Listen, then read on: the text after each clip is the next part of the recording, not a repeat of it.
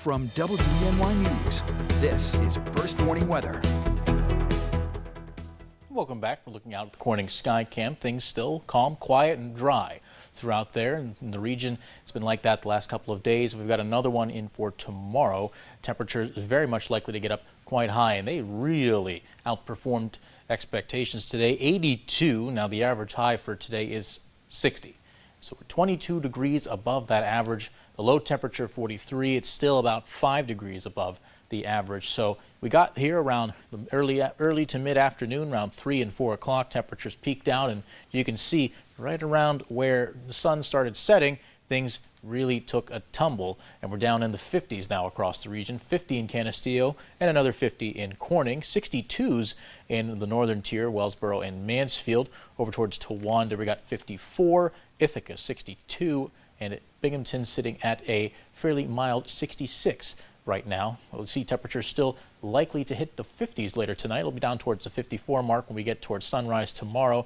Up into the 60s in the morning, 70s around the afternoon, and still climbing until we get to about 4 o'clock. 76 is our high for tomorrow. It'll be the last major day of warmth, I should say, before we got all this rain coming our way. Most of it, though, going to be out of our hair by the time it gets here. But what will come from this cold front certainly will be the cooler temperatures down into the 50s for Thursday, and that is what we're expecting going forward throughout much of the rest of the week, more like 50s. And we can time it out here. We are going to see some odd showers make their way into the region, bringing in a bit of a sprinkle for Wednesday night into very early Thursday morning, but we won't see too much rain from this system, just a little bit.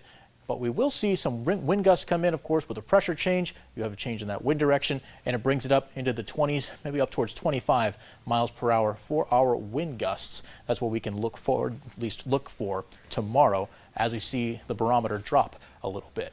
Now, our 5-degree guarantee, we had 82 for a forecast high. It was also 82. That's from data from the Elmira Corning Regional Airport. Now looking at tonight, 53 is our low tonight, calm with some clear skies, light wind out of the south later on tonight. In the 7-day forecast, temperatures now 76 for tomorrow, and a pretty distinct from the rest of the numbers on the 7-day. Got 50s and 60s moving forward. A nice end to the week, 61 on Friday before another round of showers comes in Saturday. And then we got a little bit more sunshine through Sunday all the way to Tuesday, but 50s be the name of the game. And we got a lot more lows down in the 30s going towards next week. So the fall weather seems like it's finally made its way in. Quite the cool down compared to what we've had the past couple of days. Yeah, with temperatures, we got up into the 80s today. We're about 2 degrees off from the record, so today's record is 84. Wow. So very close. All right, speaking of which, let's get to that record temperature in Alaska.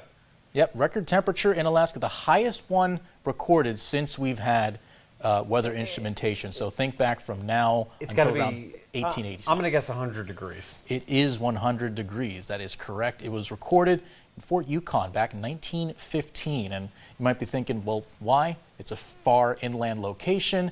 Doesn't really get a lot of that cooling from the Arctic Ocean. All right.